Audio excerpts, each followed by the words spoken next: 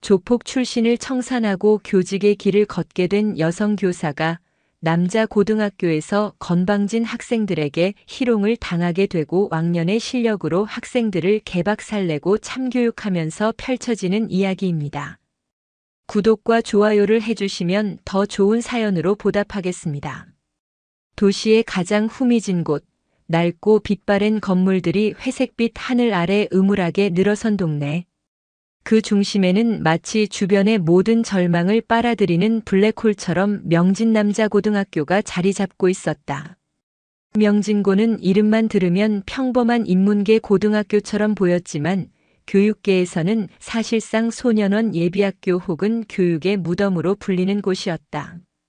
사고를 쳐서 갈 곳 없는 아이들, 부모가 두 손 두 발 닫은 문제아들이 마지막으로 떠밀려오는 종착역.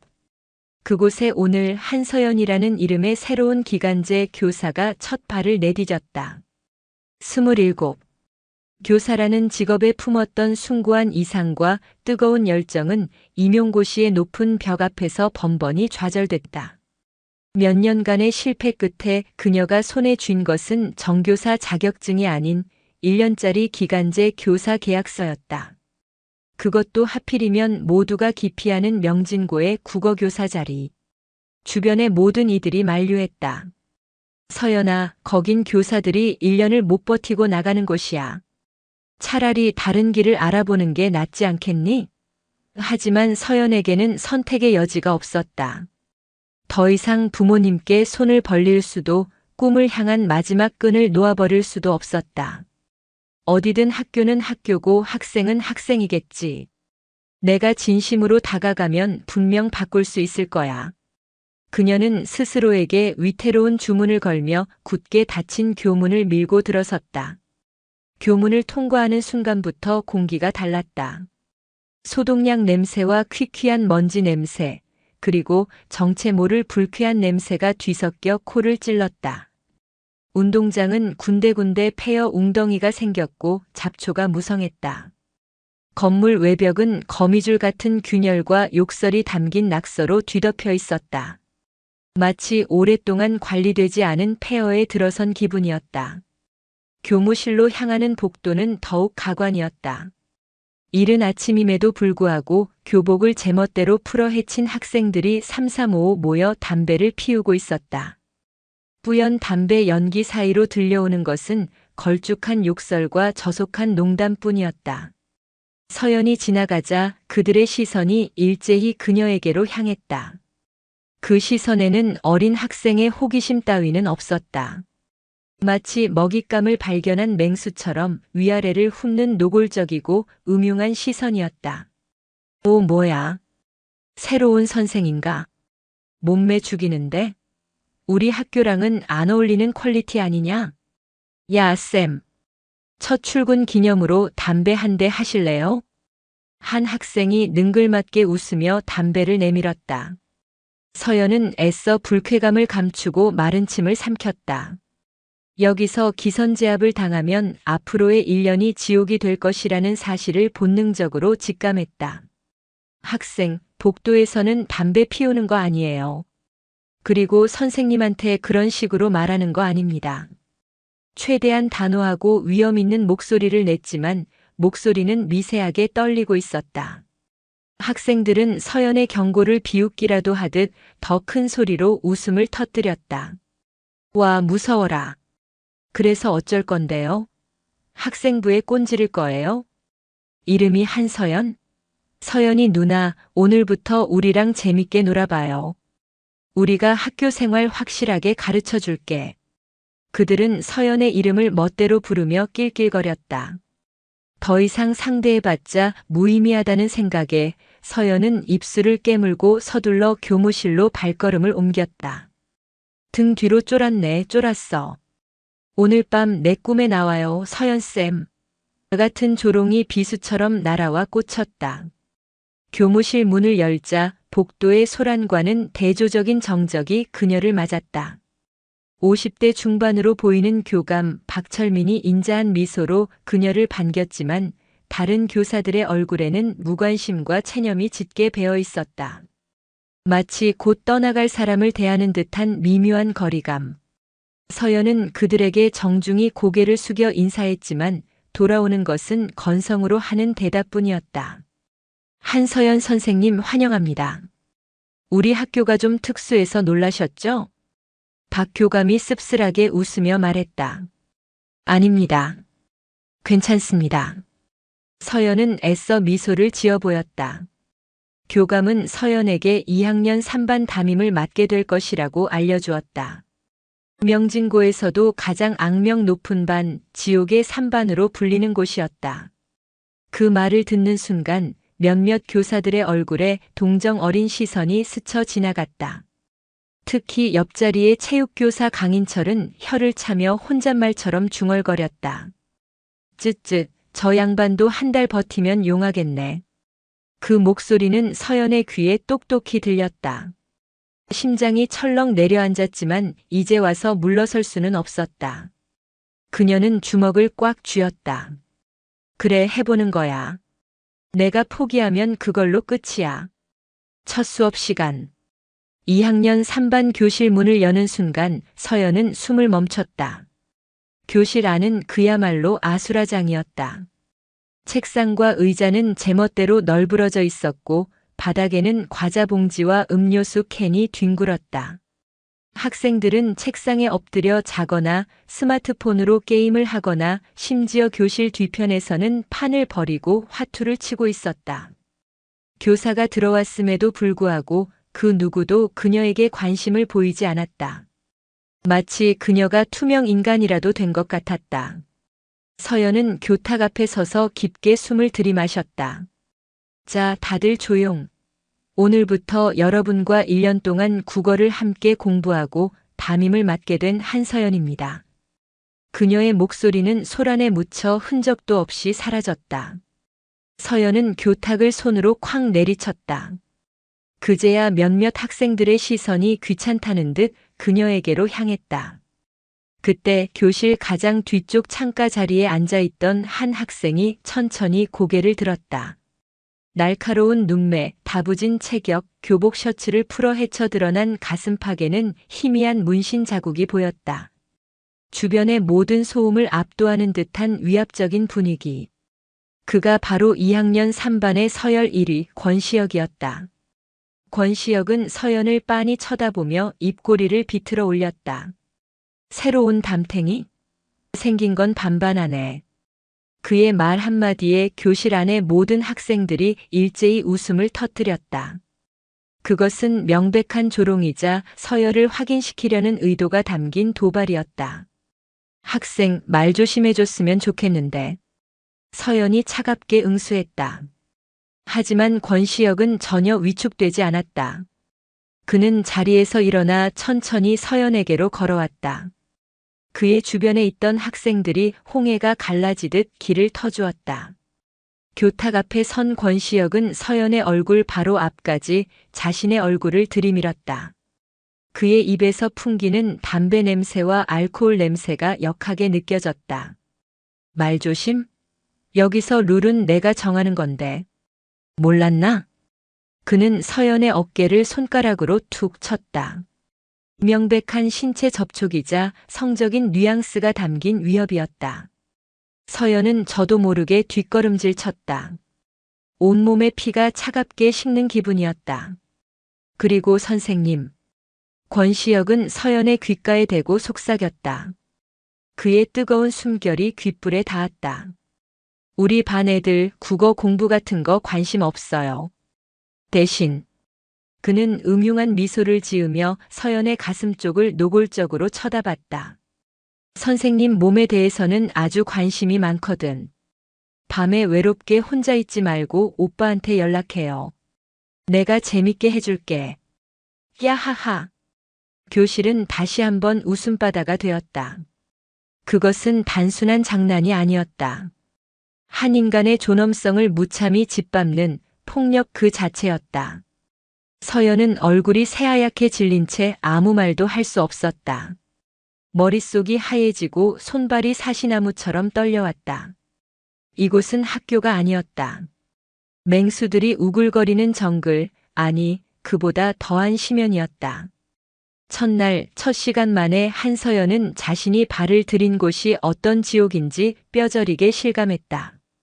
그녀의 눈동자에 비친 2학년 3반의 풍경은 끝을 알 수 없는 깊고 어두운 심연의 입구와도 같았다. 첫날의 충격적인 신고식 이후 한서연의 하루하루는 살얼음판을 걷는 것과 같았다. 수업 시간은 더 이상 교육의 장이 아니었다. 그녀가 칠판에 무언가를 쓰는 동안 등 뒤에서는 종이 뭉치가 날아왔고 교과서를 읽으려고 하면 책상 밑에서 야한 동영상을 보는 아이들의 키득거리는 소리가 들렸다. 질문을 던지면 돌아오는 것은 대답 대신 음담패설이었다. 선생님, 배를 타다의 다른 뜻도 알아요? 제가 가르쳐 드릴까요? 쌤, 어제 꿈에 나왔는데 옷을 하나도 안 입고 있더라고요. 완전 대박이었는데. 그들은 서연의 인내심을 시험하듯 교묘하게 선을 넘나들며 그녀를 성적 대상으로 희롱했다. 서연은 분노로 온몸이 떨렸지만 소리를 지르거나 그들을 처벌할 방법이 마땅치 않았다. 학생부에 보고해봤자 소용없다는 것을 다른 교사들의 태도를 통해 이미 알고 있었다. 그들은 원래 그런 놈들이니 신경 쓰지 마라, 괜히 긁어부스럼 만들지 마라는 말로 서연의 의지를 꺾었다. 특히 권시혁의 괴롭힘은 날이 갈수록 대담하고 악랄해졌다. 그는 수업 시간에 보란듯이 서연의 바로 앞자리에 앉아 다리를 꼬고 턱을 괜 채 뚫어지게 그녀를 응시했다. 그 시선은 마치 발가벗겨지는 듯한 수치심을 느끼게 했다. 그는 서연이 입은 옷을 품평하고 몸매를 평가하고 심지어 그녀가 사용하는 화장품 냄새를 맡으며 변태적인 말을 내뱉었다. 오늘 블라우스 예쁘네요. 가슴이 좀 파였으면 더 좋았을 텐데. 아쉽다. 샴푸 바꿨어요? 향기 좋은데. 남자친구 취향인가? 한 번은 서연이 복도를 지나갈 때 권시혁이 일부러 발을 걸어 넘어뜨린 적도 있었다. 서연이 바닥에 넘어지면서 들고 있던 교과서와 서류들이 사방으로 흩어졌다. 권시혁과 그의 무리들은 넘어진 서연을 내려다보며 박장대소했다. 아이고 우리 쌤. 그렇게 급하게 어딜 가시나? 혹시 나보려고?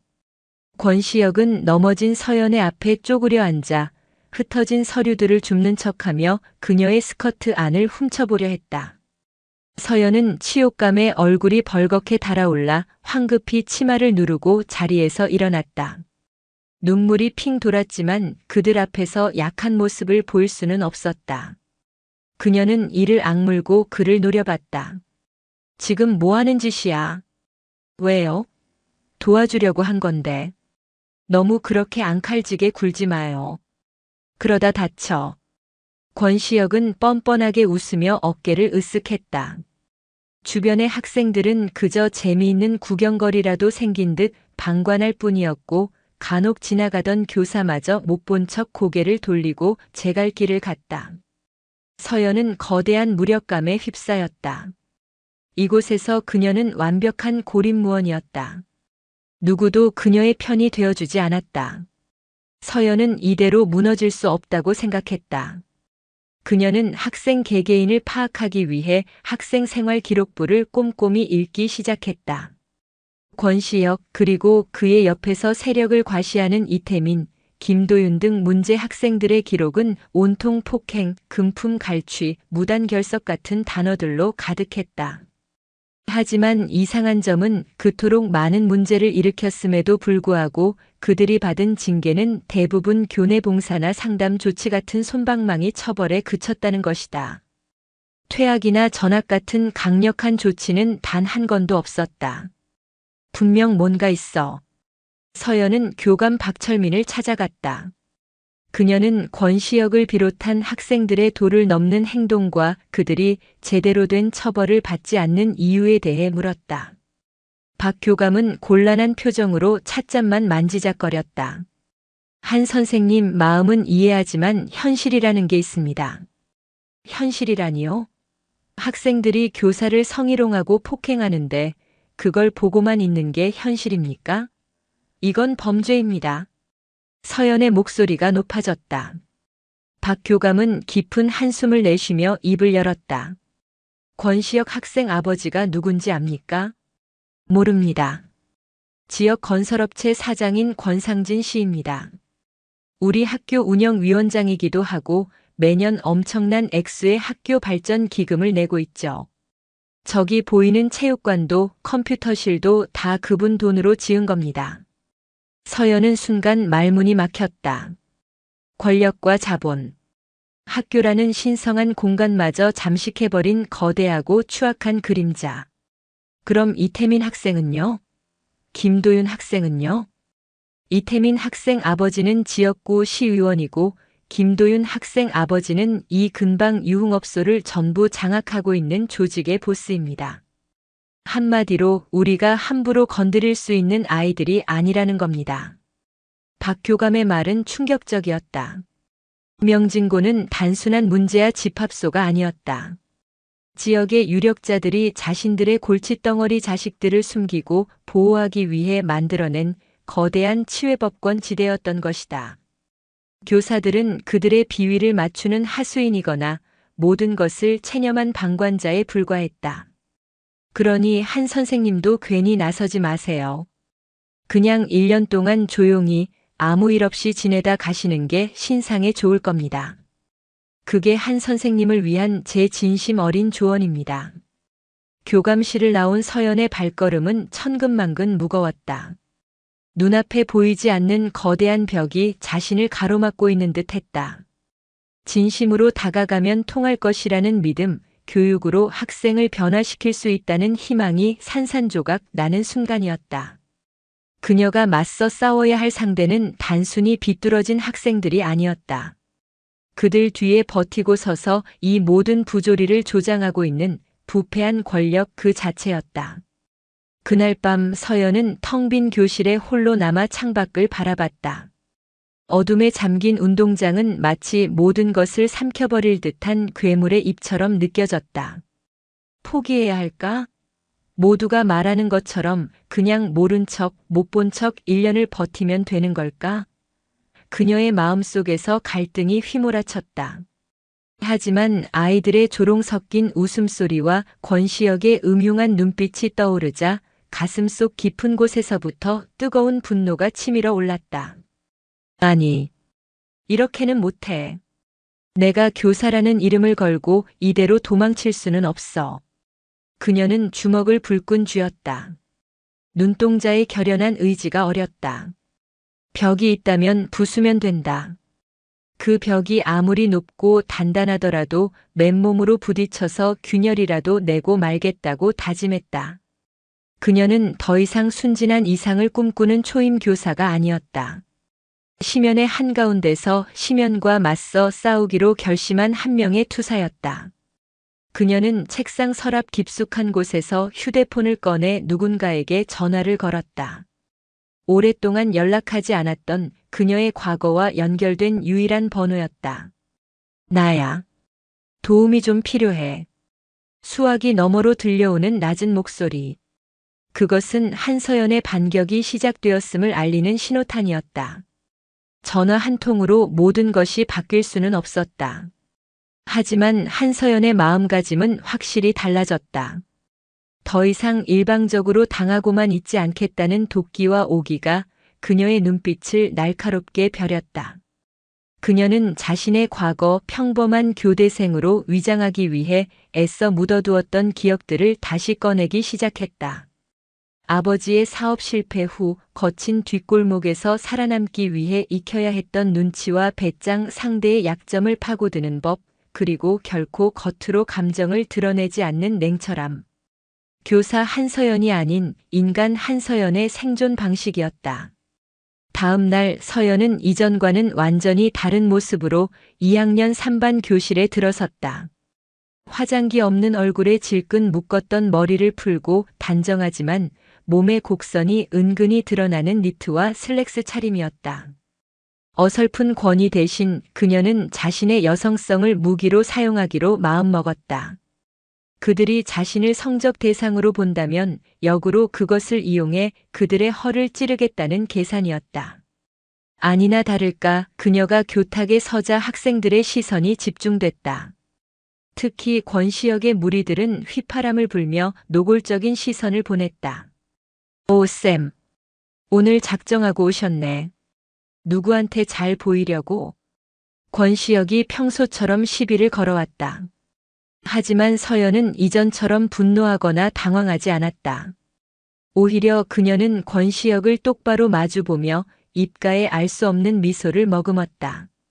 글쎄, 누구한테 잘 보이면 좋을까, 시역 학생? 그녀는 시역 학생이라는 호칭에 힘을 주며 그의 이름을 나긋하게 불렀다. 예상치 못한 반응에 권시역은 순간 당황한 표정을 지었다. 서연은 그 틈을 놓치지 않고 천천히 그에게 다가갔다. 교실 안의 모든 학생들이 숨을 죽이고 둘을 지켜봤다. 서연은 권시역의 책상 앞에 멈춰서서 허리를 살짝 숙였다. 그녀의 머리카락이 흘러내리며 은은한 향수 냄새가 퍼져나갔다. 시역 학생은 어떤 여자가 좋은데? 나처럼 머리 푼 여자? 아니면 어제처럼 묶은 여자? 그녀의 목소리는 꿀처럼 달콤했지만 눈빛은 얼음처럼 차가웠다. 권시역은 서연의 돌발 행동에 얼굴이 미세하게 붉어졌다. 그는 애써 태연한 척 헛기침을 하며 시선을 피했다. 뭔 소리야. 둘 다 별로거든. 어머, 그래. 아쉽다. 난 시역 학생 취향에 맞춰주려고 했는데. 서연은 의미심장한 미소를 남기고 교탁으로 돌아왔다. 교실 분위기는 순식간에 역전되었다. 항상 서연을 몰아붙이고 조롱하던 권시역이 처음으로 그녀에게 말문이 막힌 것이다. 학생들은 수군거리기 시작했다. 저 선생, 보통이 아닌데? 권시역이 밀리는 거 처음 본다. 서연은 그날 수업을 진행하지 않았다. 대신 그녀는 인간의 욕망이라는 주제를 던졌다. 여러분, 욕망은 나쁜 걸까요? 학생들은 뚱한 표정으로 그녀를 쳐다볼 뿐 아무도 대답하지 않았다. 돈을 많이 벌고 싶은 욕망, 예쁜 여자를 만나고 싶은 욕망, 남들보다 강해지고 싶은 욕망. 이런 것들이 무조건 나쁘다고 할 수 있을까? 서연의 말에 몇몇 학생들의 눈빛이 흔들렸다. 그것은 그들이 가장 원초적으로 느끼는 감정들이었다. 문제는 욕망 그 자체가 아니야. 그 욕망을 어떤 방식으로 표출하고 어떤 방식으로 충족시키느냐가 문제지. 남의 것을 빼앗고 남을 짓밟아서 내 욕망을 채우는 건 가장 하수나 하는 짓이야. 진짜 고수는 사람의 마음을 얻어서 자기가 원하는 걸 얻어내지. 서연은 권시역을 빤히 쳐다보며 말했다. 힘으로 남을 굴복시키는 건 딱 그 순간뿐이야. 뒤돌아서면 욕하고 언젠가 복수할 날만 기다리게 만들지. 하지만 마음을 얻으면 그 사람은 평생 내 편이 되는 거야. 그게 진짜 힘이고 진짜 권력 아닐까? 그녀의 말은 교실에 무겁게 내려앉았다. 물론 대부분의 학생들은 여전히 비웃거나 무시했지만 몇몇 학생들의 표정에서는 미묘한 변화가 읽혔다. 특히 항상 권시역의 그림자처럼 붙어 다니던 이태민의 눈빛이 복잡하게 흔들리고 있었다. 서연은 작은 균열을 만들어냈다고 생각했다. 이제 그 균열을 파고들어 틈을 벌릴 차례였다. 그녀는 지난밤 통화했던 정보원에게서 받은 자료들을 떠올렸다. 권시역, 이태민, 김도윤. 그들 각자의 약점과 숨겨진 욕망에 대한 기록이었다. 서연의 첫 번째 타겟은 이태민이었다.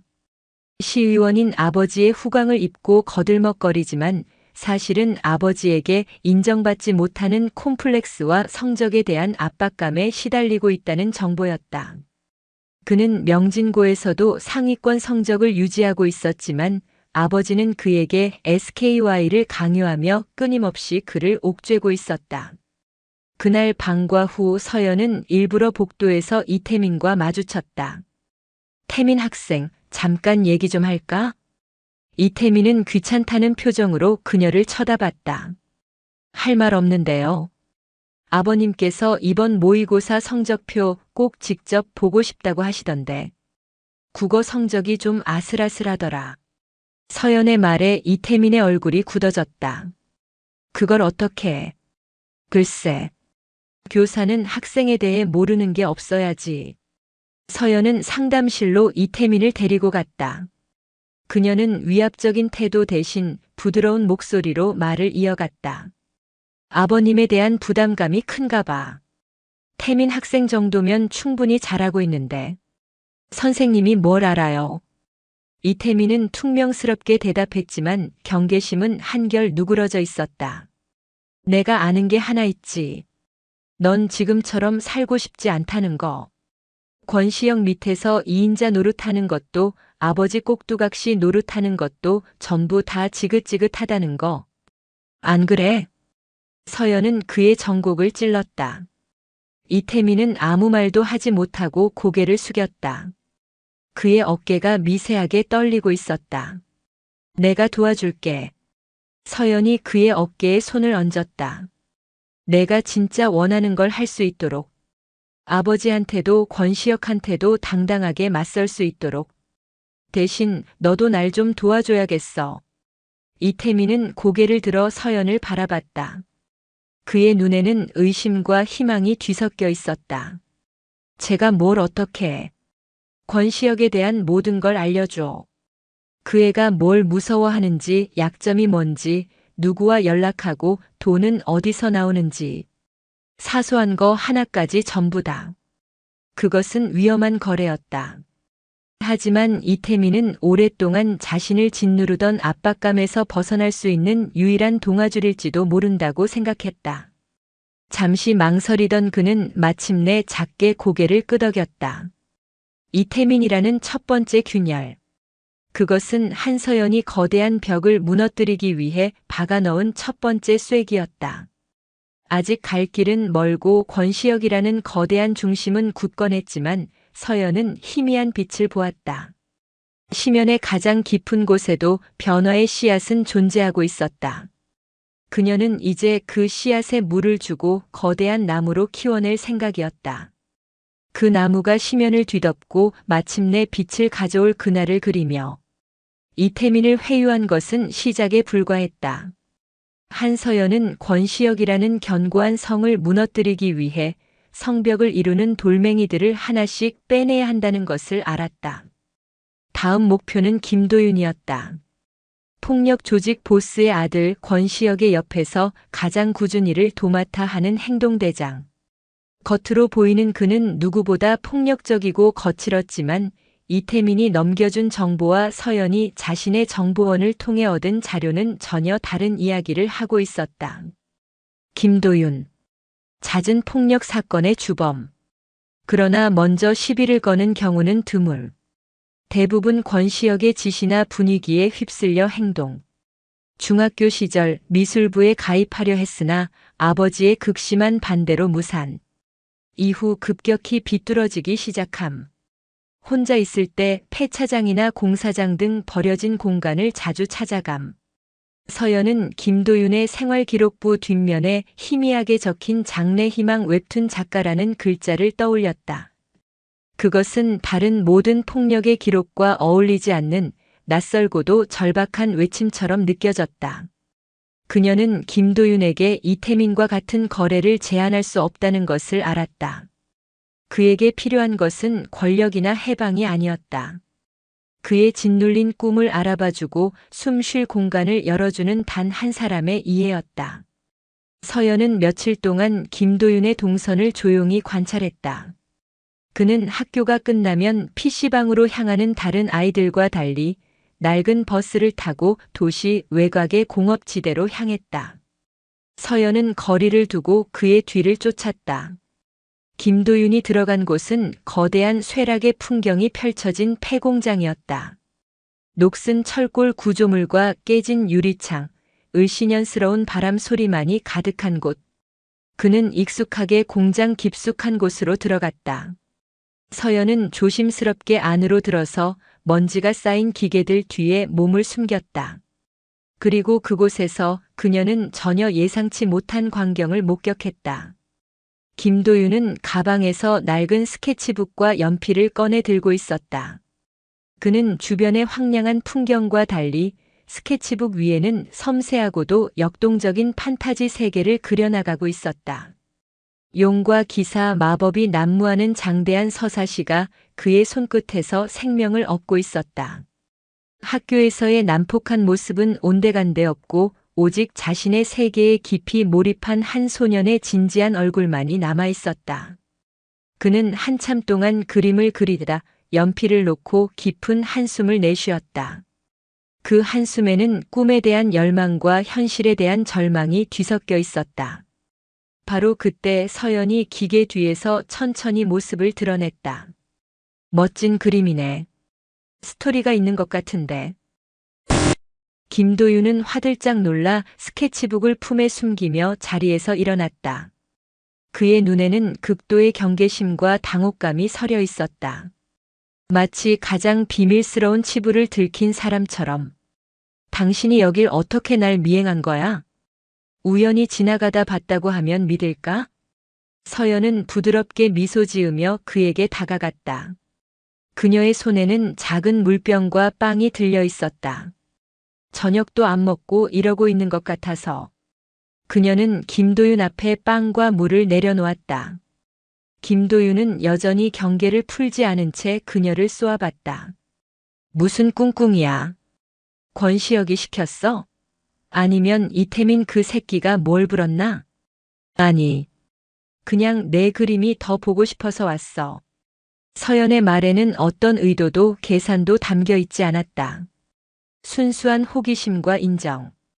김도윤은 그녀의 진심 어린 눈빛에 순간 말문이 막혔다. 지금껏 그 누구도 심지어 가족조차도 그의 그림에 관심을 보인 적이 없었다. 아버지는 스케치북을 찢어버리며 사내 새끼가 계집애처럼 그딴 걸 붙잡고 있냐고 폭언을 퍼부었고 친구들은 그를 이해하지 못했다. 봐서 뭐하게. 이런 거 아무 쓸모도 없는 건데. 김도윤이 자조적으로 중얼거렸다. 왜 쓸모가 없어? 난 내가 만든 세상이 궁금한데. 저 용은 왜 싸우는 거고 저 기사는 뭘 지키려는 거야? 서연은 그의 옆에 자연스럽게 앉아 스케치북을 가리켰다. 김도윤은 망설였다. 하지만 자신의 창조물을 알아봐주는 사람에 대한 갈증은 경계심을 서서히 무너뜨렸다. 그는 마지못해 스케치북을 펼쳐 보이며 자신이 구상한 세계관과 스토리를 뚝뚝 끊어지게 설명하기 시작했다. 서연은 그의 이야기에 진심으로 귀를 기울였다.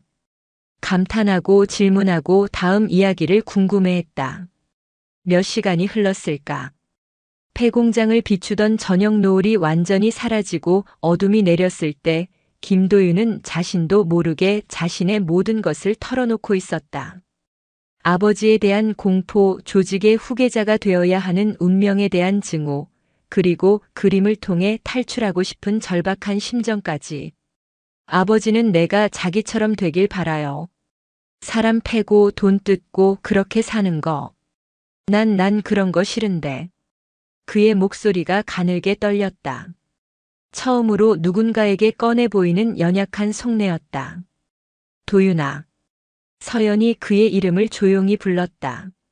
내 인생은 아버지의 것도 권시혁의 것도 아니야. 오직 내 거지. 내 캔버스는 내가 원하는 그림으로 채워야지 누가 억지로 그리게 내버려 둬서는 안 돼. 그녀는 가방에서 작은 타블렛 PC를 꺼내 그에게 건넸다. 이걸로 한번 그려봐. 종이보다 훨씬 자유롭게 표현할 수 있을 거야. 내가 원한다면 내가 아는 웹툰 작가님한테 정식으로 배울 수 있는 방법도 알아봐 줄 수 있어. 김도윤은 떨리는 손으로 타블렛을 받아들었다. 그것은 단순한 기계가 아니었다. 자신을 짓누르던 세계로부터의 탈출구이자 새로운 가능성의 문이었다. 그의 눈시울이 뜨거워졌다. 왜 나한테 왜 이렇게 잘해줘요? 교사는 학생의 꿈을 응원해주는 사람이니까. 서연은 따뜻하게 웃었다. 그날 이후 김도윤은 달라졌다. 그는 여전히 권시혁의 옆에 있었지만 더 이상 폭력에 적극적으로 가담하지 않았다. 멍하니 다른 생각을 하거나 몰래 손가락으로 허공에 그림을 그리는 일이 잦아졌다. 권시혁은 이태민과 김도윤의 미묘한 변화를 눈치채기 시작했다. 자신을 향한 충성심에 균열이 생기고 있음을, 자신의 제국이 내부에서부터 흔들리고 있음을 본능적으로 감지했다. 그의 분노는 오롯이 그 균열의 진원지 한서연에게로 향했다. 그는 더 이상 장난으로 그녀를 괴롭히지 않기로 마음먹었다. 자신의 영역을 침범한 대가가 얼마나 끔찍한 것인지 뼈저리게 느끼게 해줄 생각이었다. 명진고의 심연이 서서히 이빨을 드러내기 시작했다. 권시혁의 반격은 예상보다 훨씬 집요하고 악랄했다. 그는 한서연을 교실 안에서 고립시키는 것을 넘어 그녀의 일상 자체를 파괴하기 시작했다. 시작은 온라인이었다. 2학년 3반 학생들이 익명으로 활동하는 SNS 단체방에 서연의 사진이 올라오기 시작했다. 교묘하게 각도를 비틀어 찍은 사진 밑에는 차마 입에 담을 수 없는 성적인 모욕과 날조된 소문들이 달렸다. 한서연 밤마다 교감실에서 밀회설. 사실은 화류계 출신이라는 게 학계의 정설. 저 달이 하룻밤에 얼마. 소문은 걷잡을 수 없이 퍼져나가 명진고 전체 학생과 일부 교사들까지 서연을 의심과 경멸의 눈초리로 바라보게 만들었다. 복도를 지날 때마다 등 뒤에서 들려오는 수군거림과 비웃음은 날카로운 유리 파편이 되어 그녀의 마음에 박혔다. 하지만 그것은 서막에 불과했다. 어느 날 퇴근한 서연은 자신의 차 타이어 4개가 모두 예리한 것에 찔려 펑크 나 있는 것을 발견했다. 타이어 옆에는 붉은 립스틱으로 걸레는 빨아도 걸레라는 끔찍한 문구가 적혀 있었다. 경찰에 신고했지만 CCTV 사각지대에서 일어난 일이라 범인을 특정할 수 없다는 대답만 돌아왔다. 범인이 누구인지는 불보듯 뻔했지만 증거가 없었다. 공포가 서서히 그녀의 목을 조여왔다. 밤에 잠을 이루지 못하고 작은 소리에도 소스라치게 놀랐다. 집으로 가는 길에 누군가 따라오는 듯한 환각에 시달렸고 현관문 잠금 장치를 몇 번이고 확인했다. 권시혁은 물리적인 폭력 대신 교묘한 방식으로 그녀의 정신을 갉아먹고 있었다. 학교 내부의 압박도 거세졌다. 권시혁의 아버지 운영위원장 권상진이 학교에 직접 전화를 걸어 교감 박철민을 압박했다. 박 교감, 새로운 기간제 선생 교육 똑바로 안 시킵니까? 어디서 굴러먹던 여자인지 모르겠지만 우리 귀한 아들한테 이상한 소리를 하고 다닌다면서요? 애들 면학 분위기 다 망치기 전에 당장 잘라버리세요. 권상진의 호통에 박 교감은 허리가 부러져라 사과하며 서연을 호출했다. 한 선생님, 도대체 애들한테 무슨 짓을 하고 다니는 겁니까? 권 위원장님께서 노발대발하셨어요. 그냥 조용히 있다 가랬지 누가 이렇게 학교를 시끄럽게 만들랬어요. 제가 한 게 아닙니다. 권시혁 학생이. 닥쳐요. 지금 그게 중요해. 위원장님 심기 거슬러서 내년에 학교 발전 기금이라도 끊기면 한 선생이 책임질 거야. 당장 권시혁 학생 찾아가서 싹싹 빌고 사과해. 그렇지 않으면 나도 한 선생 가만 안 둬. 교감뿐만이 아니었다. 체육교사 강인철을 비롯한 다른 교사들도 노골적으로 그녀를 따돌리고 비난했다. 젊은 여자가 너무 나댄다. 분수를 모르고 쯧쯧. 그러게 왜 사서 고생을 해. 그들의 눈에는 동료 교사에 대한 연민이 아닌 귀찮은 문제를 일으킨 골칫덩이를 향한 경멸만이 가득했다. 서연은 완전히 고립되었다. 학생들에게, 동료 교사들에게, 그리고 학교라는 거대한 시스템에게. 그녀가 믿었던 정의와 교육적 신념은 부패한 권력 앞에서 무참히 짓밟혔다. 내가 틀렸던 걸까? 계란으로 바위치기였을까? 지독한 회의감과 무력감이 그녀를 덮쳤다. 포기하고 이곳을 떠나고 싶다는 생각이 간절했다. 그날 밤 텅 빈 자취방에 홀로 앉아 무릎을 끌어안고 있던 서연에게 전화가 걸려왔다. 발신자는 오 반장님. 그녀가 과거를 청산하고 교사의 길을 걷겠다고 결심했을 때 유일하게 그녀를 믿고 도와주었던 전직 형사였다. 서연의 아버지가 억울한 누명을 썼을 때 진실을 밝히기 위해 동분서주했던 인연이었다. 서연이 명진고의 뒷조사를 부탁했던 정보원이기도 했다. 오랜만이다, 서연아. 목소리가 왜 그러냐? 오 반장의 따뜻한 목소리에 애써 억누르고 있던 서연의 감정이 폭발했다. 그녀는 결국 참았던 울음을 터뜨리며 그동안 겪었던 모든 일들을 털어놓았다. 힘들어요. 너무 무서워요, 아저씨. 제가 다 망친 것 같아요. 수화기 너머로 오 반장의 깊은 한숨 소리가 들렸다. 바보 같은 놈. 내가 왜 망쳐?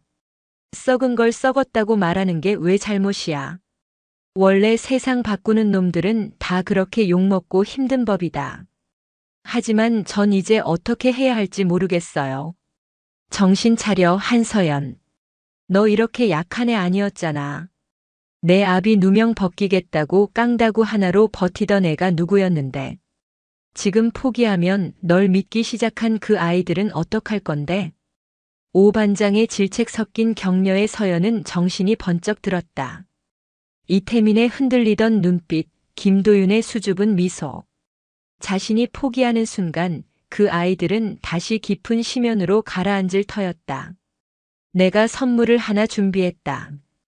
권상진이 그동안 어떻게 부를 축적했는지, 그 뒤에 얼마나 더러운 짓을 했는지에 대한 자료다.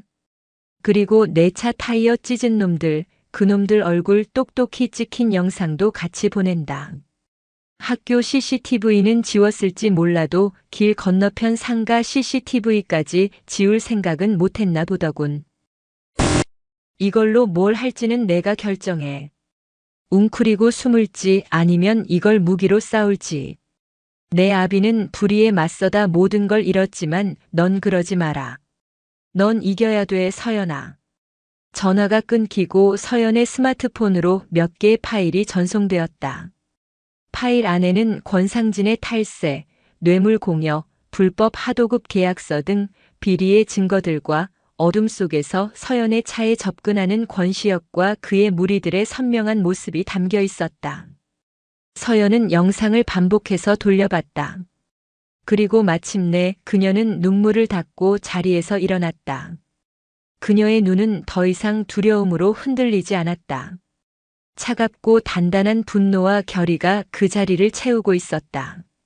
제국은 가장 강력한 일격을 날렸지만 그녀를 무너뜨리는데 실패했다. 오히려 그녀에게 반격의 칼을 쥐어준 셈이 되었다. 이제 한서연은 수세에서 벗어나 공세로 전환할 준비를 마쳤다. 그녀는 더 이상 혼자가 아니었다. 한서연은 오 반장에게 받은 자료를 곧바로 터뜨리지 않았다. 그것은 최후의 순간에 사용할 비장의 카드였다. 그녀는 먼저 학교 내부에서 자신을 지지해줄 세력을 확실하게 구축해야 한다고 생각했다. 이태민과 김도윤은 마음이 흔들리고 있었지만 권시혁에 대한 공포 때문에 아직 결정적인 행동을 하지 못하고 있었다. 그들에게는 확신을 심어줄 계기가 필요했다. 기회는 생각보다 빨리 찾아왔다. 권시혁은 한서연에 대한 공격이 생각처럼 먹히지 않자 더욱 초조해지고 난폭해졌다. 그의 분노는 만만한 상대에게로 튀었다. 희생양은 평소 존재감 없이 조용히 지내던 박진우라는 학생이었다. 진우는 몸이 왜소하고 성격이 내성적이어서 종종 아이들의 놀림감이 되곤 했다. 점심시간 시끄러운 급식실에서 사건이 터졌다. 진우가 식판을 들고 가다 누군가의 발에 걸려 넘어지면서 국물이 권시혁의 바지에 튀었다. 고의가 아닌 명백한 실수였지만 권시혁에게는 화풀이할 좋은 명분이 생겼다. 야, 이 개새끼야. 눈깔은 장식이냐? 권시혁이 버럭 소리를 지르며 진우의 멱살을 잡아 일으켰다. 진우는 겁에 질려 아무 말도 못하고 벌벌 떨었다. 죄송합니다. 죄송하면 다야? 이 바지가 얼마짜린 줄 알아? 내까짓게 평생 벌어도 못 사는 옷이야. 권시혁은 진우의 뺨을 세차게 후려쳤다. 짝 하는 소리가 급식실에 울려 퍼졌고 소란스럽던 공간은 순간 정적이 흘렀다. 학생들은 모두 하던 일을 멈추고 그들을 쳐다봤지만 누구 하나 나서는 사람은 없었다. 그때 권시혁은 더욱 악랄한 생각을 떠올렸다. 더럽게 어딜 만져. 야, 무릎 꿇고 내 바지에 묻은 거 혀로 핥아. 깨끗하게 핥으면 용서해 줄게. 그것은 인간의 존엄성을 완전히 짓밟는 행위였다. 진우는 눈물을 글썽이며 고개를 저었다. 그 순간 권시혁의 발이 진우의 복부를 향해 날아가려 했다. 바로 그때였다. 그만해라, 시혁아. 차가운 목소리가 권시혁의 행동을 멈췄다. 목소리의 주인공은 이태민이었다. 그는 언제나 권시혁의 뒤에 서 있었지만 지금은 그의 앞을 가로막고 서 있었다. 뭐야, 이태민. 너 지금 나한테 개기는 거냐? 권시혁의 눈이 살벌하게 빛났다. 실수였잖아. 애가 일부러 그런 것도 아닌데 너무 심했어. 이태민은 시선을 피하지 않고 권시혁을 똑바로 마주봤다. 그의 눈에는 더 이상 두려움이 아닌 단호한 의지가 서려 있었다. 한서연과의 상담 이후 그는 계속해서 고민했다. 아버지의 꼭두각시 권시혁의 2인자로 사는 살. 그것이 자신이 진정으로 원하는 삶인가? 한서연은 그에게 다른 길이 있다는 것을 보여주었다. 권시혁의 주먹이 이태민의 얼굴을 향해 날아갔다. 하지만 그 주먹은 목표에 닿지 못했다. 누군가 권시혁의 팔목을 낚아챈 것이다. 김도윤이었다. 도윤이 너까지 진짜 돌았냐? 김도윤은 아무 말 없이 권시혁의 팔을 뿌리쳤다. 그는 넘어져 있는 박진우를 부축해 일으켰다. 그의 눈빛은 더 이상은 안 된다고 말하고 있었다. 폐공장에서 스케치북을 펼치던 순간 한서연이 건네준 타블렛의 차가운 감촉, 내 캔버스는 내가 채우라던 목소리. 그 모든 것이 그의 내면에 잠자고 있던 용기를 깨웠다. 자신처럼 짓밟히는 약자를 더는 외면할 수 없었다. 권시혁의 제국에 정면으로 반기를 든 2명의 최측근. 급식실의 모든 학생들이 충격에 휩싸였다. 권시혁은 당혹감과 분노로 얼굴이 시뻘개졌다. 자신의 양팔을 잃어버린 폭군은 생각보다 무력했다. 그는 차마 2명을 동시에 상대할 엄두를 내지 못하고 치욕스러운 표정으로 욕설을 내뱉으며 자리를 떴다. 이 새끼들 두고 봐. 내가 반드시 갚아준다. 그날 오후 한서연은 상담실로 이태민과 김도윤 그리고 박진우를 불렀다. 서먹한 침묵이 흘렀다. 서연은 따뜻한 차를 건네며 입을 열었다. 오늘 정말 용기 있었어. 고맙다. 이태민과 김도윤은 아무 말 없이 차만 내려다봤다. 박진우는 여전히 겁에 질려 있었지만 2 사람에게 고맙다는 인사를 작게 중얼거렸다. 이걸로 끝이 아닐 거예요. 이태민이 입을 열었다. 권시혁, 절대 그냥 넘어갈 놈 아니에요. 저희뿐만 아니라 선생님도 더 위험해질 겁니다. 알아. 그래서 너희 도움이 필요해. 서연은 오 반장에게 받은 자료가 담긴 USB를 책상 위에 올려놓았다. 이 안에는 권시혁과 그 아버지를 무너뜨릴 수 있는 증거들이 들어있어. 하지만 이것만으로는 부족해. 학교 내부의 증언이 필요해. 그동안 권시혁이 너희를 이용해서 혹은 너희와 함께 저질렀던 모든 일들에 대한 증거 말이야. 금품 갈취, 폭행, 협박 너희가 용기를 내준다면 이번 기회에 이 지긋지긋한 고리를 완전히 끊어버릴 수 있어. 그것은 위험한 제안이었다. 자신들의 과거 잘못까지 전부 드러내야 하는 일이었다. 하지만 2 사람은 망설이지 않았다. 오늘 박진우를 위해 나섰던 그 용기는 더 큰 용기를 위한 발판이 되었다. 할게요. 제가 아는 거 전부 다 말씀드릴게요. 김도윤이 먼저 말했다. 이태민도 굳은 표정으로 고개를 끄덕였다. 그때 상담실 문을 조용히 노크하는 소리가 들렸다. 문을 열자 그곳에는 박진우뿐만 아니라 그동안 권시혁에게 괴롭힘을 당해왔던 다른 학생 서너 명이 더 서 있었다. 그들은 급식실에서의 일을 모두 지켜봤다. 그리고 더 이상 침묵하지 않기로 결심한 것이다. 저희도 도울게요, 선생님. 한서연의 눈시울이 뜨거워졌다. 그녀는 더 이상 혼자가 아니었다. 그녀의 진심이 만들어낸 작은 균열은 마침내 둑을 무너뜨리고 있었다. 억압받던 아이들이 스스로 일어서기 시작한 것이다. 한서연과 상처받은 아이들의 의외의 연합. 그들은 이제 거대한 제국에 맞서기 위한 마지막 전쟁을 준비하기 시작했다. 그들의 목표는 단 한 명의 학생을 바꾸는 것이 아니었다. 부패하고 낡은 명진고라는 시스템 자체를 뿌리부터 뒤엎는 거대한 혁명이었다. 상담실에 모인 의회의 연합은 그날 이후 은밀하고도 치밀하게 움직이기 시작했다. 한서연은 이 작전의 컨트롤 타워가 되었다. 그녀는 더 이상 감정에 휘둘리지 않았다.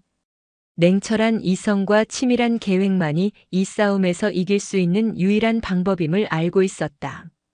그들의 비밀 아지트는 폐쇄된 과학실이었다. 먼지 쌓인 비커와 낡은 인체 모형들 사이에서 명진고의 역사를 새로 쓸 비밀스러운 계획이 무르익고 있었다. 작전은 체계적으로 진행되었다. 서연은 아이들에게 무조건적인 폭로가 아닌 증거에 기반한 진술의 중요성을 강조했다. 감정적인 호소는 동정을 얻을 뿐 세상을 바꾸지 못해. 우리에게 필요한 건 누구도 반박할 수 없는 사실, 그리고 흔들리지 않는 증거야. 이태민은 그의 명민한 두뇌를 10분 활용했다. 그는 권시혁의 자금책 역할을 해왔던 만큼 그동안의 금품 갈취 내역을 날짜, 장소, 피해 학생, 금액까지 상세하게 정리해 나갔다. 그의 기억력은 무서울 정도로 정확했다.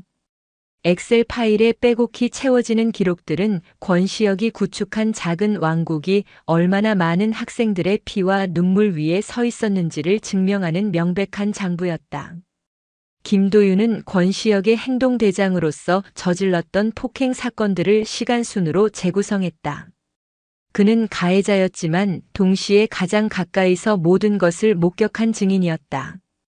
그는 누구의 지시로 누구를 어떻게 폭행했는지, 그리고 그 사건을 덮기 위해 어떤 회유와 협박이 있었는지 덤덤하게 진술했다. 그의 진술서에는 죄책감과 함께 다시는 과거로 돌아가지 않겠다는 결연한 의지가 담겨 있었다. 박진우를 비롯한 피해 학생들은 각자의 경험을 써내려갔다. 처음에는 두려움에 손을 떨던 아이들도 서로의 아픔을 공유하며 용기를 얻었다. 그들의 글은 단순한 피해 사실의 나열이 아니었다. 존엄성이 짓밟혔던 순간의 수치심, 아무도 도와주지 않았던 절망감, 그리고 그로 인해 학교 생활 전체가 어떻게 지옥으로 변했는지에 대한 생생한 기록이었다. 서연은 이 모든 자료를 취합하고 정리했다. 익명의 진술서들, 이태민의 갈취 장부, 김도윤의 폭행 일지, 그리고 오 반장이 넘겨준 권상진의 비리 파일과 폭행 영상까지. 모든 조각들이 모여 거대한 그림을 완성해 가고 있었다. 그것은 명진고라는 이름의 심연, 그 추악한 민낯을 드러내는 지도와도 같았다. 하지만 그들의 움직임이 완벽하게 비밀에 붙여질 수는 없었다. 권시혁은 짐승 같은 직감으로 자신을 둘러싼 공기가 변하고 있음을 감지했다. 이태민과 김도윤은 노골적으로 자신을 피했고 다른 학생들의 눈빛에서도 이전과 같은 공포를 찾아보기 힘들었다. 그는 불안하고 초조했다. 그의 의심은 자연스럽게 한서연에게로 향했다. 체육교사 강인철은 권시혁의 충실한 눈이 되어 서연의 일거수일투족을 감시했다. 그는 서연이 특정 학생들과 자주 어울린다는 사실을 권시혁에게 보고했다. 그 계집, 요즘 이태민이랑 김도윤 그 새끼들 데리고 뭔가를 꾸미는 게 틀림없어. 맨날 늙은이들만 쓰는 과학실에서 지들끼리 죽치고 있더라고. 보고를 받은 권시혁은 당장이라도 과학실로 쳐들어가 모든 것을 뒤엎고 싶었지만 섣불리 움직일 수 없었다. 증거 없는 폭력은 이제 자신에게 불리하게 작용할 뿐이라는 것을 깨달았기 때문이다. 대신 그는 더욱 교묘한 방법으로 서연과 아이들을 압박했다. 아이들의 사물함을 뒤지거나 미행을 붙여 그들의 대화를 엿들으려 했다. 어느 날 오후 과학실에서 회의를 마치고 나오던 서연과 아이들은 복도 모퉁이에서 숨어 그들을 지켜보던 권시혁의 무리와 마주쳤다. 심장이 철렁 내려앉았다. 만약 그들이 대화 내용을 들었거나 자료들을 봤다면 모든 것이 끝장이었다. 팽팽한 긴장감이 흘렀다. 권시혁이 비릿한 미소를 지으며 다가왔다. 이야, 우리 모범생들끼리 모여서 공부라도 하셨나 봐? 아니면 우리 예쁜 쌤이랑 재밌는 얘기라도 했어? 권시혁의 시선이 서연이 들고 있는 노트북 가방에 꽂혔다. 그 안에 모든 자료가 들어있었다. 그때 이태민이 앞으로 나섰다. 수행평가 때문에 모인 거다. 곧 시험인데 너야말로 공부 안 하냐? 이태민은 태연하게 받아치며 서연의 앞을 막아섰다. 그의 등 뒤로 김도윤과 다른 아이들이 서서 권시혁을 노려봤다. 더 이상 그들은 혼자가 아니었다. 그들의 눈빛에는 한번 해보려면 해봐라는 식의 당당함이 서려 있었다. 권시혁은 수적으로도 기세에서도 밀린다는 것을 깨닫고 분한 듯 혀를 찼다. 재미없게 노네. 어디 한번 잘 해봐라. 너희들끼리의 우정이 얼마나 갈지 내가 지켜봐 줄게. 위협적인 말을 남기고 돌아섰지만 그 위기는 모두에게 경고가 되었다. 시간이 없었다. 폭풍이 몰려오기 전에 먼저 번개를 내리쳐야 했다. 그날 밤 서연은 자신의 자취방에서 모든 파일을 최종 정리했다. 경찰청 민원 포털, 지역 언론사 제보 메일, 그리고 교육청 감사과. 세 개의 창을 화면에 띄워놓고 그녀는 마른 침을 삼켰다. 이 전송 버튼 하나에 수많은 사람들의 인생이 걸려 있었다. 자신의 교사 생명, 아이들의 미래, 그리고 명진고의 운명까지. 창밖은 비가 내릴 것처럼 어둡고 고요했다. 폭풍 전야. 서연은 더 이상 망설이지 않았다. 그녀는 심호흡을 한 번 하고 단호한 손가락으로 마우스 버튼을 클릭했다. 3개의 이메일이 동시에 발송되었다. 이제 주사위는 던져졌다. 명진고를 뒤덮고 있던 거짓된 평화가 깨지는 소리가 멀리서부터 들려오는 듯 했다. 한서연이 보낸 3통의 이메일은 조용하던 호수에 던져진 거대한 바위였다. 파문은 즉각적이고 거대했다. 가장 먼저 움직인 것은 지역 언론사였다. 처음에는 일개 기간제 교사의 투서로 치부하려던 기자들은 첨부된 권상진의 비리 증거와 생생한 학생들의 진술서 그리고 폭행 동영상을 보고 태도를 바꿨다. 이것은 단순한 학교 폭력 사건이 아니었다. 지역 유지와 학교의 검은 유착 관계가 얽힌 훨씬 더 큰 사회 고발 기사였다. 부패한 재력가 아버지의 비호 아래 무법천지로 군림한 악마의 아들. 자극적인 헤드라인의 인터넷 기사가 터져나왔고 순식간에 포털 사이트 메인을 장식했다. 여론은 들끓었다. 네티즌들은 권씨 부자를 비난했고 학교와 교육청의 무능을 질타했다. 파장이 커지자 마지못해 움직이던 교육청과 경찰도 더 이상 사건을 덮을 수 없게 되었다. 교육청에서는 즉시 명진고에 대한 특별감사팀을 파견했다. 회계 장부부터 학생생활기록부까지 학교의 모든 서류가 압수되었고 교사들은 개별 면담에 불려갔다. 교감 박철민은 감사팀 앞에서 나는 아무것도 몰랐다. 한서연 교사가 개인적인 불만을 품고 학교를 음해하는 것이라며 발뺌했지만 그의 변명은 통하지 않았다. 권상진으로부터 수년간 뇌물을 수수하고 학생들의 징계 기록을 의도적으로 축소 삭제한 정황이 드러나면서 그는 즉시 직위 해제되었다. 체육교사 강인철 역시 학생들을 상습적으로 폭행하고 권시혁의 비행을 눈감아주는 대가로 향응을 제공받은 사실이 밝혀져 중징계위원회에 회부되었다. 다른 교사들은 침묵과 방관의 대가를 톡톡히 치러야 했다. 명진고는 말 그대로 발칵 뒤집혔다. 경찰의 수사도 본격적으로 시작되었다. 권상진은 탈세와 횡령, 뇌물공여 혐의로 긴급 체포되었다. 그는 언론사들을 상대로 기사를 내리라고 압박하고 정치권의 구원의 손길을 뻗었지만 여론의 문매 속에서 그를 보호해줄 사람은 아무도 없었다. 그의 돈과 권력으로 쌓아올린 성은 허무하게 무너져 내렸다. 학교의 분위기는 완전히 달라졌다.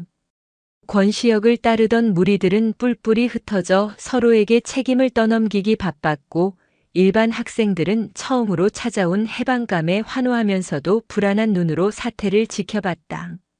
모든 폭풍의 중심에 선 권시혁은 완전히 고립되었다.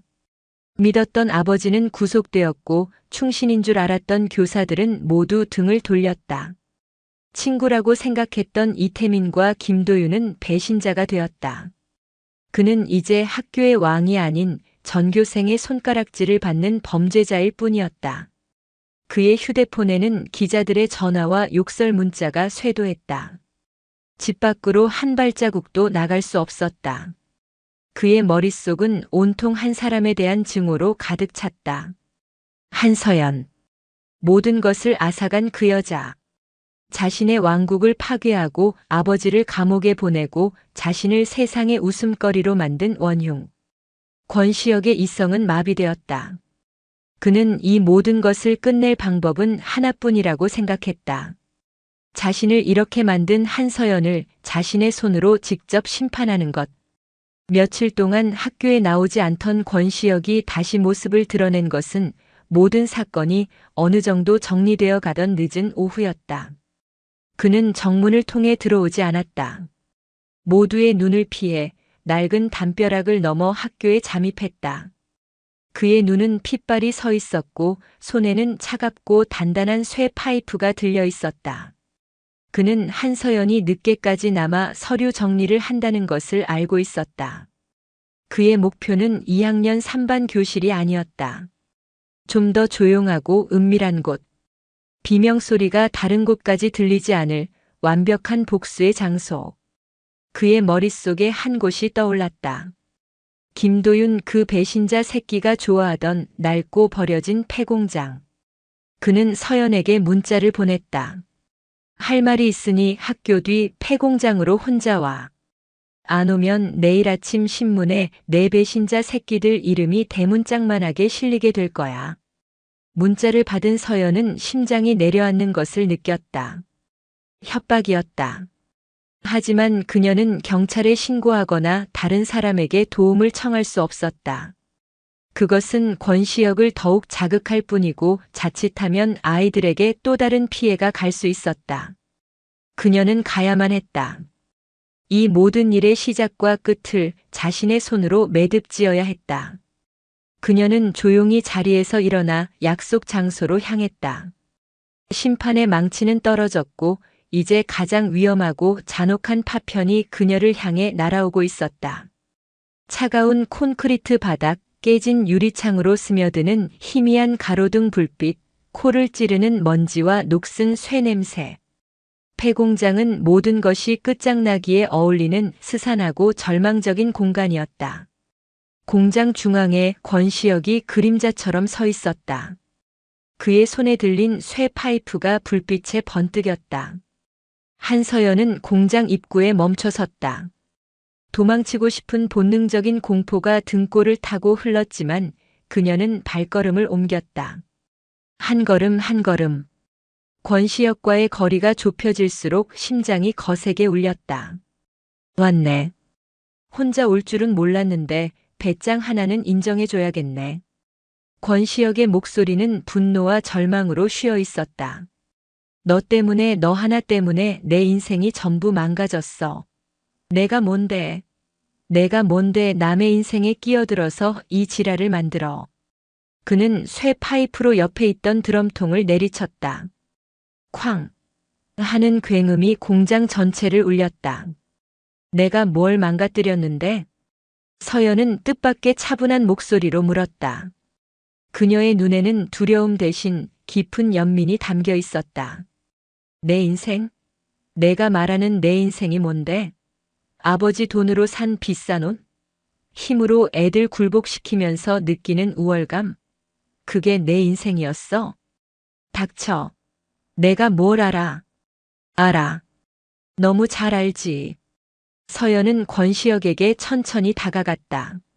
넌 단 한 번도 내 인생을 살아본 적이 없어, 시혁아.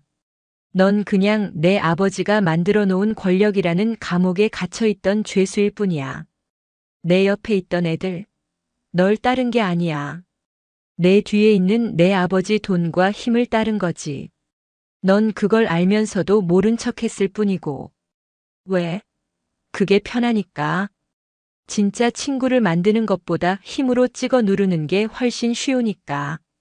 그녀의 말 한마디 한마디가 권시혁의 가슴에 비수처럼 박혔다. 아무도 말해주지 않았던, 하지만 스스로는 너무나 잘 알고 있었던 진실이었다. 넌 무서웠던 거야. 그 모든 걸 잃고 혼자가 되는 게. 그래서 더 난폭하게 굴고 더 애들을 괴롭혔던 거지. 내가 강하다는 걸 증명하려고. 하지만 진짜 강한 사람은 남을 짓밟지 않아. 오히려 일으켜 세워주지. 서연은 자신의 과거를 떠올렸다. 아버지의 사업 실패 후 세상을 증오하며 주먹을 휘두르던 시절. 힘만이 전부라고 믿었던 어리석은 시간들. 나도 너 같을 때가 있었어. 세상을 원망하고 내 힘을 과시해야만 살아남을 수 있다고 믿었지. 하지만 그 끝에 남는 건 아무것도 없더라. 결국 나만 혼자 남게 되는 지독한 외로움뿐이야. 권시혁의 눈동자가 거세게 흔들렸다. 그의 단단했던 분노의 갑옷에 균열이 가기 시작했다. 그는 이 상황을 이해할 수 없었다. 자신을 비난하고 욕하고 저주해야 할 여자가 오히려 자신을 꿰뚫어보고 위로하고 있었다. 모든 걸 내 탓으로 돌리고 싶겠지. 그게 제일 편하니까. 하지만 시혁아, 언제까지 남 탓만 하면서 살 건데? 언제까지 아버지 그늘 뒤에 숨어서 살 건데? 그 순간이었다. 공장 입구에서 두 개의 그림자가 나타났다. 이태민과 김도윤이었다. 서연이 혼자 가는 것을 불안하게 여겨 몰래 뒤따라온 것이었다. 너희들까지. 권시혁의 마지막 자존심이 무너져 내렸다.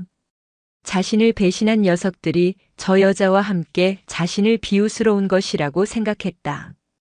그는 이성을 잃고 쇠 파이프를 든 채 서연에게 달려들었다. 하지만 이태민과 김도윤은 권시혁을 막지 않았다. 대신 그들은 서연의 앞을 가로막고 섰다. 권시혁을 향해 주먹을 날리는 대신 그를 마주보고 섰다.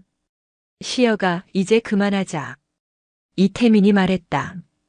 선생님 말씀이 맞아. 우린 한 번도 진짜 친구였던 적이 없어. 미안하다.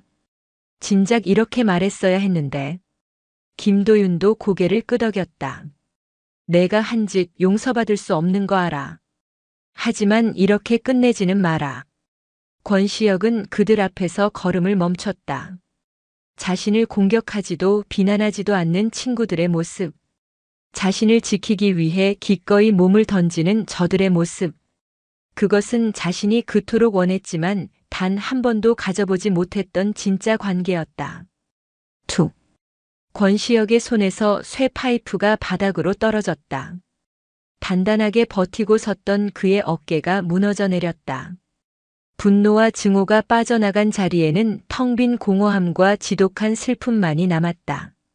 그는 결국 차가운 공장 바닥에 주저앉아 어린아이처럼 목 놓아 울기 시작했다. 자신의 왕국이 무너진 것에 대한 울음이 아니었다. 태어나서 처음으로 자신의 진짜 모습을 마주하게 된 한 소년의 서러운 절규였다. 서연은 그의 옆에 조용히 쪼그려 앉았다. 어떤 말도 하지 않았다. 그저 그의 울음이 그칠 때까지 그의 무너진 세계를 가만히 지켜봐 주었다. 시면이 시면을 마주보는 순간이었다. 가장 깊고 어두운 곳에서 비로소 희미한 빛이 새어나오고 있었다. 권시역의 울음소리가 멎었을 때 폐공장의 새벽은 잿빛 어둠을 걷어내고 희미한 푸른빛을 머금고 있었다. 그날의 사건은 경찰의 출동으로 마무리되었다. 한서연이 공장으로 향하기 전 만일의 사태에 대비해 오 반장에게 미리 연락을 해두었던 것이다. 권시혁은 특수 협박 혐의로 현장에서 체포되었지만 그는 더 이상 저항하지 않았다. 모든 것을 체념한 듯 순순히 수갑을 찼다. 그의 눈에는 더 이상 증오나 분노가 아닌 텅 빈 공허함만이 남아 있었다. 시간이 흘렀다. 명진고에 몰아쳤던 폭풍은 서서히 잦아들었지만 그 흔적은 깊고 선명하게 남았다. 권상진은 수십억 원대의 횡령 및 뇌물 공여 혐의로 중형을 선고받았다. 그의 제국은 완전히 몰락했다. 권시혁은 소년원으로 송치되었다. 하지만 그는 이전과 달랐다. 변호사를 통해 한서연에게 짧은 편지를 보내왔다. 선생님, 그동안 제가 저지른 짓에 대해 어떻게 사죄해야 할지 모르겠습니다. 이곳에서 제가 저지른 잘못의 무게를 매일 생각합니다. 처음으로 아버지의 아들이 아닌 권시혁으로 사는 법을 배우고 있습니다. 언젠가 아주 오랜 시간이 흐른 뒤에 제대로 된 사람으로 선생님 앞에 다시 설 수 있는 날이 온다면 좋겠습니다. 편지에는 어떤 미사여구나 변명도 없었다. 서툴지만 진심이 담긴 속죄의 문장이었다. 서연은 편지를 읽고 조용히 서랍에 넣었다. 그가 자신의 시면을 마주하고 새로운 길을 찾아가기를 진심으로 바랐다. 명진고는 놀랍게 변화했다. 교육의 무덤이라는 오명은 여전했지만 그 무덤 위로 새로운 싹이 돋아나고 있었다. 비리 교사들이 떠난 자리에는 새로운 열정을 가진 교사들이 채워졌다. 학생들은 더 이상 교사를 무시하거나 두려워하지 않았다. 폭력과 갈취가 사라진 교실에는 어색하지만 건강한 질서가 자리 잡기 시작했다. 물론 하루아침에 모든 학생이 모범생이 된 것은 아니었지만 적어도 학교는 더 이상 정글이 아니었다. 서로의 눈치를 보며 숨죽이던 아이들은 이제 서툴게나마 자신의 목소리를 내는 법을 배우고 있었다. 이태민은 아버지의 그늘에서 완전히 벗어났다. 그의 아버지는 권상진 게이트에 연루되어 시의원직을 사퇴했고 더 이상 아들의 인생에 간섭할 힘을 잃었다. 이태민은 처음으로 자신의 의지로 미래를 선택했다. 그는 명문대 진학을 포기하고 사회 정의를 구현하는 변호사가 되겠다는 새로운 꿈을 향해 나아가기 시작했다. 그는 더 이상 권력의 이인자가 아닌 자신의 삶의 주인이 되었다. 김도윤에게는 가장 극적인 변화가 찾아왔다. 그의 아버지는 권상진의 몰락과 함께 세력이 크게 위축되었고 아들의 일에 신경 쓸 여유가 없었다. 김도윤은 한서연의 도움으로 작은 웹툰 스튜디오에 어시스턴트로 들어갔다. 학교를 다니며 주말마다 스튜디오로 출근하는 고된 길이었지만 그의 얼굴에는 처음으로 생기가 돌았다. 그는 더 이상 주먹이 아닌 펜으로 자신만의 세계를 창조하고 있었다. 그의 캠퍼스는 더 이상 어둡고 폭력적이지 않았다. 희망과 용기에 대한 이야기로 채워지고 있었다. 그리고 한서연. 1년짜리 기간제 교사 계약 기간이 끝나갈 무렵 그녀는 교육청으로부터 정교사 특별 채용 제안을 받았다. 명진고를 정상화시킨 공로를 인정받은 파격적인 대우였다. 모두가 그녀가 명진고에 남아 변화를 이끌어주길 바랐다. 하지만 서연은 오랜 고민 끝에 그 제안을 정중히 거절했다. 저는 영웅이 아닙니다. 저는 그저 아이들이 스스로 일어설 수 있도록 작은 돌멩이 하나를 치워줬을 뿐입니다. 명진고의 진짜 변화는 이제부터 학생들이 스스로 만들어가야 한다고 믿어요. 그녀는 교감실에 사직서를 제출하고 조용히 학교를 떠날 준비를 했다. 마지막 출근 날 2학년 3반 교실에 들어서자 교탁 위에는 아이들이 준비한 작은 선물과 편지들이 놓여 있었다. 그 중에는 박진우가 삐뚤빼뚤한 글씨로 쓴 감사 편지도 있었다. 선생님, 저를 포기하지 않아 주셔서 감사합니다. 선생님 덕분에 저도 저를 포기하지 않는 법을 배웠습니다. 서연은 아이들 한 명 한 명과 눈을 맞추며 작별 인사를 나눴다. 아이들은 아쉬워했지만 더 이상 그녀에게 매달리지 않았다. 그들은 이미 스스로 서는 법을 배우기 시작했기 때문이다. 학교를 나서는 서연의 발걸음은 가벼웠다. 그녀는 명진고에서 모든 것을 잃을 뻔했지만 결국 가장 소중한 것을 얻었다. 그것은 교사라는 직업의 진정한 의미, 그리고 한 사람의 진심이 세상을 얼마나 바꿀 수 있는지에 대한 확신이었다. 그녀는 다른 학교, 어쩌면 명진고보다 더 깊은 심연이 도사리고 있을 또 다른 곳으로 향할 것이다. 두렵지 않았다. 심연을 마주본 자는 더 이상 심연을 두려워하지 않기 때문이다. 차에 올라 시동을 건 서연은 백미러를 통해 멀어지는 명진고를 바라봤다. 낡고 초라한 건물이었지만 이제 그곳은 더 이상 절망의 상징이 아니었다. 상처를 딛고 새로운 시작을 꿈꾸는 아이들의 희망이 자라나는 공간이었다. 한서연은 미소를 지었다. 그녀의 새로운 캠퍼스는 이제 막 펼쳐졌다. 그 위에는 또 어떤 아이들의 이야기가 그려지게 될까? 그녀는 설레는 마음으로 햇살이 쏟아지는 새로운 길을 향해 엑셀을 밟았다. 심연은 여전히 세상 곳곳에 존재하겠지만 그녀는 기꺼이 그곳으로 걸어 들어갈 것이다. 가장 어두운 곳에 가장 밝은 빛이 숨겨져 있음을 알기에. 오늘도 요지경 사연을 잘 들어주셔서 감사합니다.